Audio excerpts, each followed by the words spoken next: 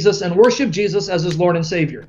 There's no way around it. Perfect. Sam, it's really kind of a sad situation that you've got Allah throughout the Quran bragging about being the clearest communicator of all. He's so clear.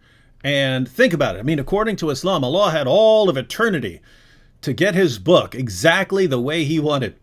And then when he says things like Christians have to judge by the gospel, and Christians have no ground to stand upon unless they stand upon the gospel, and no one can change his words. When he says things like that, Muslims have to rush to his rescue and say, oh, what Allah really meant when he said that no one can change his words is that no one can change his words in the Quran, but they can change his words in all the other scriptures. And what he really meant when he said judge by the gospel is don't judge by the gospel because it's been corrupted, even though it has a few true statements in it.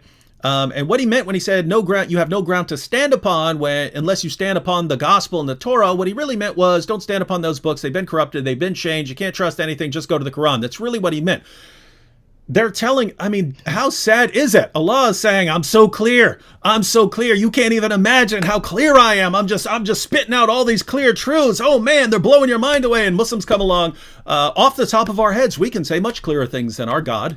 He doesn't know what he's talking about. Allah, just go to your room, please, because the adults are speaking here. You're a little too old. No one can figure out what you meant, but we'll explain it. This is the saddest thing I've ever seen in my life, Sam. Come on, David. Surprise! Surprise!